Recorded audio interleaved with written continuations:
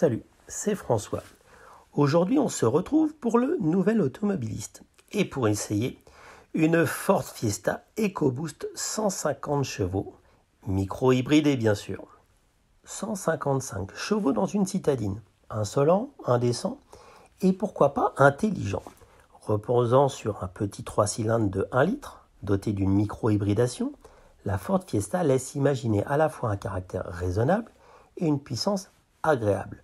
Le modèle iconique de Ford est-elle la GTI des temps modernes, la reine des compromis, les deux ou ni l'un ni l'autre.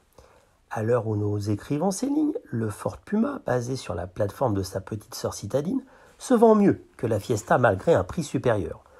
Doit-on en conclure que les citadines ont moins à offrir par rapport à leurs équivalents ou sur pattes ? D'un point de vue esthétique et dans le cas présent, il est vrai que le SUV urbain est sacrément réussi et que son style laisse beaucoup moins indifférent que la Fiesta. En outre, il fait de l'ombre à sa sœur citadine et vient de rafler pas moins de 3 titres de SUV de l'année par 3 titres majeurs de la presse automobile. Pour autant, et surtout dans cette version ST-Line, la seule proposée si l'on souhaite disposer d'un 1 litre EcoBoost hybride 155 chevaux, la Fiesta sait se montrer séduisante. Lancée en 2017 et même pas restylée depuis, elle reste dans les canons de style actuel grâce à un style plutôt consensuel. À l'époque, sa présentation avait d'ailleurs un peu déçu ceux qui s'attendaient à une grosse vague de nouveautés. La Fiesta a misé sur ses acquis, adouci sa face avant et horizontalisé l'arrière. Le profil a gagné des galbes et c'est d'ailleurs cet angle qui met le plus en valeur le véhicule, avec ses courbes étudiées et sensuelles. Consensuelle ou sensuelle, la Fiesta ST-Line montre aussi un visage de sportive. Comme sa grande sœur Focus, en adoptant le sigle ST-Line, la Fiesta se rapproche beaucoup de la vraie version sportive, la ST, et gagne indéniablement en caractère. La calandre se part d'un motif nid d'abeille, les pare-chocs sont plus sculptés, mis en relief autour des anti-brouillards. Les phares triple LED ajoutent à cette face avant la touche de modernité, nécessaire pour ne pas paraître en décalage face à ses principales rivales renouvelées récemment, les Peugeot 208, Renault Clio et Citroën C3 notamment. La concurrence récente fait un peu de tort à la Fiesta en termes de présentation intérieure. Face à l'e-cockpit de la Peugeot 208 ou à la tablette verticale de la Clio, la petite Ford paraît presque austère. Avant l'apparition de ses rivales, on l'aurait juste qualifié de sérieux.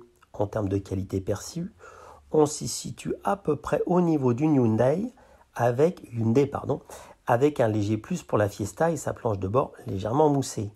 Les plastiques ne flattent ni n'agressent la rétine mais semblent bien assemblés. Le tout manque juste d'une touche de gaieté.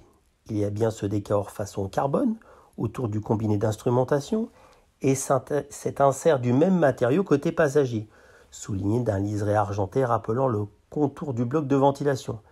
Mais ce qui est à portée du regard, surtout les contreportes, c'est noir. Noir, comme dirait Muriel Robin. Heureusement, le volant, le soufflet de levier de vitesse ainsi que les renforts de siège arborent des surpiécures rouges, colorés, sportifs, gais. Les touches de chrome apparaissent aussi sur le volant, le pommeau de levier de vitesse et le pédalier. Vous en voulez plus ? Cochez l'option pack intérieur ST-Line à 900 €. Bon, c'est pas donné. De la couleur, il y en a en tout cas dans le combiné d'instrumentation. Bizarrement incliné vers l'avant, mais lisible, il abrite l'ordinateur de bord via lequel se contrôlent les fonctions de sécurité notamment.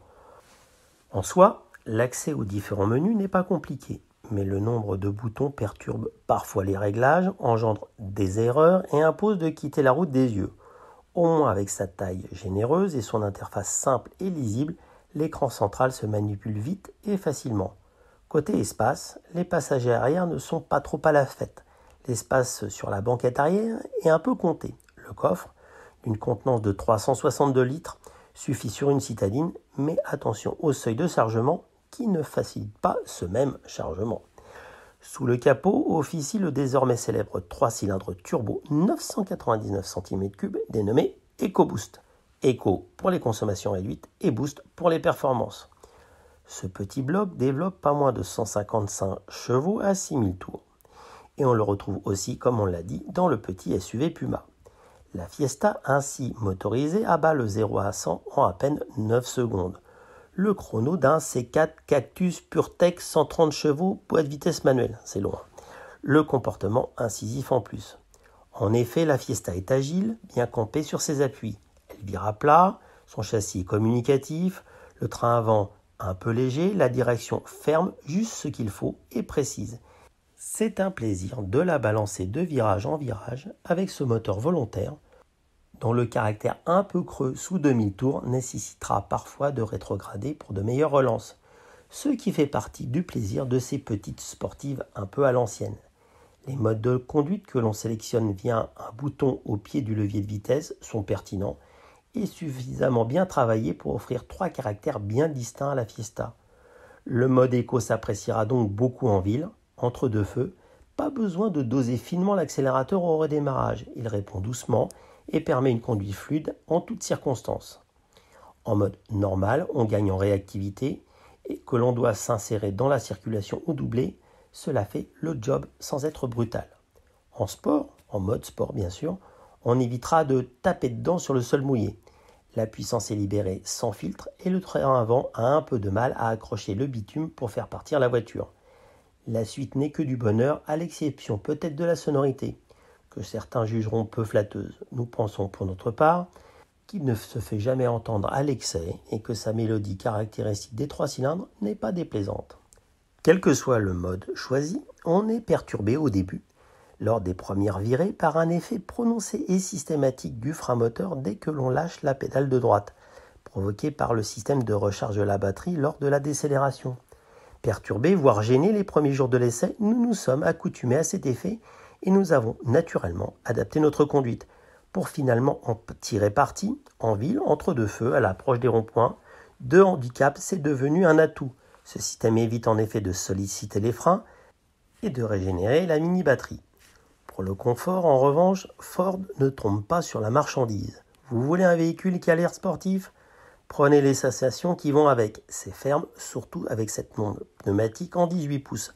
Pas brutal, mais on est quand même bien secoué quand la route présente des défauts. Parfois comme dans une vraie sportive où l'on sautille sur son siège alors que le relief du bitume semble plat.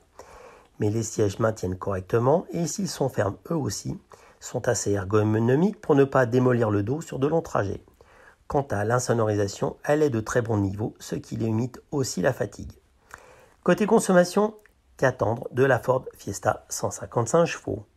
Sa micro-hybridation ne fait pas de miracle, mais permet d'économiser quelques décilitres d'essence. Sur nos 600 km d'essai, composés pour un quart d'autoroute, un autre quart de zone urbaine et une moitié de route de campagne, nous avons consommé 6,7 litres au 100 en moyenne. A noter, nous étions souvent en mode sport sur les départementales et en éco en zone urbaine. Nous n'avons donc en aucun cas cherché à établir un record de consommation. On peut aisément imaginer descendre sous les 6 litres en restant raisonnable. Mais est-ce ce que l'on cherche en achetant ce type de véhicule ? Pas sûr. Tout l'intérêt de cette Fiesta, c'est d'offrir un rapport performance-conso plutôt favorable. Côté équipement, la marque est très généreuse.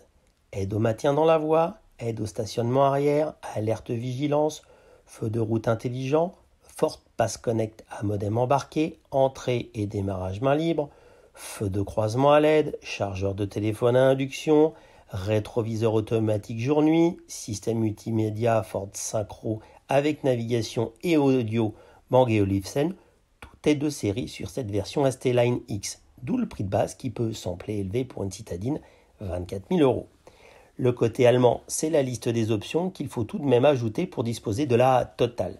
Béquet sport, jantes 30-18, vitres surteintées, phare full LED, le pack hiver pour le confort lors des matinées frisquettes.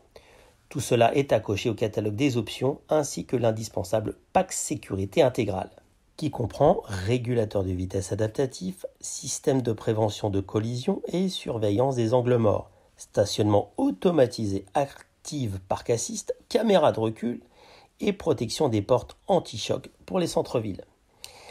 Même si la liste peut paraître longue, le positionnement tarifaire est loin d'être inintéressant. En effet, en termes de puissance, seuls les Volkswagen Polo et Seat Ibiza peuvent rivaliser avec la Fiesta 150 chevaux. Mais celles-ci, les deux, ne sont proposées qu'en boîte automatique DSG7, Un atout pour certains, mais d'autres préféreront une configuration à l'ancienne avec un passage de vitesse manuelle comme sur la Fiesta. Du côté français, il faut se contenter de 130 chevaux, toujours en boîte automatique, notamment sur la 208 ou sur la Clio. La Clio, qui a une vraie hybridation, mais un moteur de 140 chevaux plutôt typé confort que sport. Là encore, pour un prix bien supérieur à la Fiesta. Verdict sans appel, la Fiesta est très bien positionnée. Petit rappel des différents prix, 208 GT, 130 chevaux, 28 000 euros, prix de base. Après, vous compléterez avec les options. Clio RS Line, 27 000 euros. Polo Airline, 27 000. Seat Ibiza FR, 27 000. Alors que la Fiesta en base est à 24 000 euros. Bien dotée dès sa naissance en termes de comportement routier, la Fiesta ajoute avec ce moteur EcoBoost 155 du PEPS et une technologie peu contraignante à l'usage pour garder des consommations mesurées. Sans être sobre comme un chameau, cette Fiesta ST-Line offre un rapport performance-consommation très intéressant et malgré son âge avancé face à la plupart de ses concurrentes. Pour autant, elle reçoit de nombreuses aides à la conduite des plus modernes. On lui pardonne donc son petit manque de fantaisie et sa liste d'options à rallonge qui permet de conserver un ticket d'entrée prix bien placé. On espère voir cette motorisation pérennisée au catalogue de la citadine car elle représente une offre unique sur le marché face à des rivales sportives et citadines plus timorées. Merci à Thibaut Dumoulin pour ce superbe essai. Vous pouvez retrouver l'intégralité du texte de cet essai sur le site du Nouvel Automobiliste.